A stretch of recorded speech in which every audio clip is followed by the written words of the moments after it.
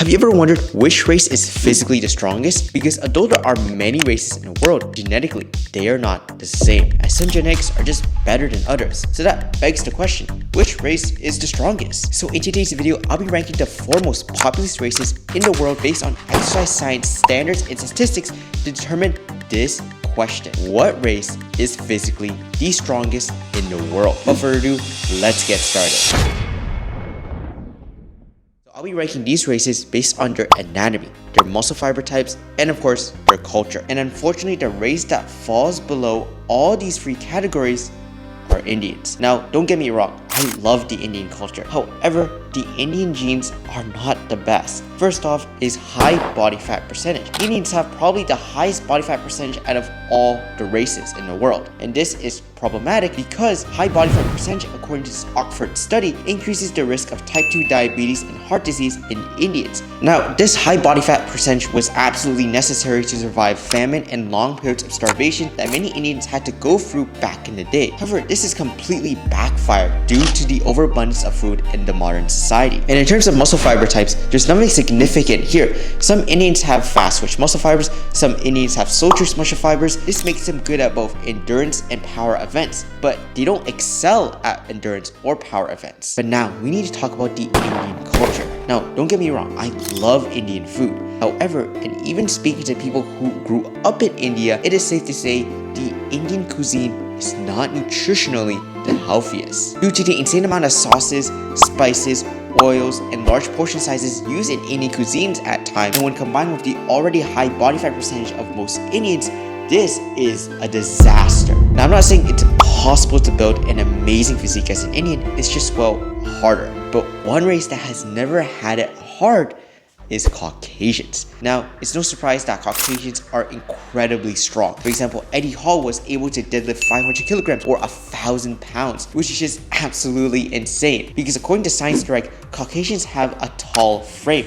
This allows them to build on insane amount of weight and most importantly, muscle mass, maximizing their absolute strength. Caucasians also have longer bones, high bone density, and a larger heart than most Asians. And most notably, most Caucasians have type 2B muscle fibers. This is the fastest twitch muscle fibers out there, which exchanges low endurance for high power output and strength. Now, we need to talk about the Caucasian diet. This is actually very complicated and very diverse. You got very unhealthy diets such as the American meal, but you also got very healthy meals. However, the one that I want to point out is the Mediterranean diet, composed of seafood, healthy grains, and of course vegetables. This is probably one of the most healthy diets in the world. That's why many notable athletes such as Cristiano Ronaldo switched to the Mediterranean diet after seeing the benefits. Now, although Caucasians take this spot in absolute strength, in terms of relative strength, there's one race that has absolutely dominated this field.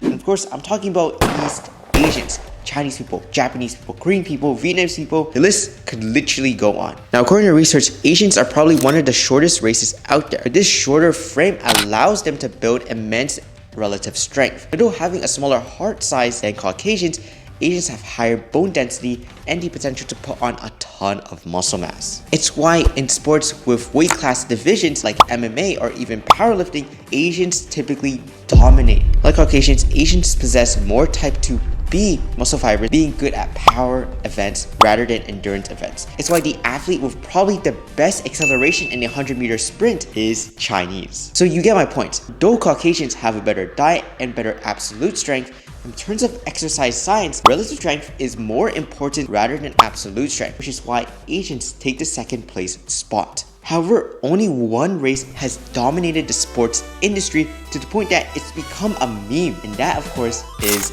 black people. From Michael Jordan to Mbappe, from endurance to power, they are literally everywhere, and I am not joking. Unlike the other races which only excel at one aspect of strength, black athletes can be fast, they can have stamina, they can even excel at absolute strength and relative strength. African athletes, for example, have a higher VO2 max, which naturally gives them higher stamina. They also possess longer limbs and lower body fat, making them lighter and better suited for long distance running. Having the highest bone density and lowest fracture rate of any race, it's no question why black athletes have dominated the athletic industry, and it's no question and no-brainer that they're number 1 on this list. So in conclusion, genetics play a huge role in your life. Now, this isn't a list to rank individual athletes, but the whole genome and population as a whole. So if you think you have bad genetics, just know that you can still build an impressive physique and athleticism if you really put your mind into it. This video is just for curiosity and knowledge purposes. So yeah, subscribe.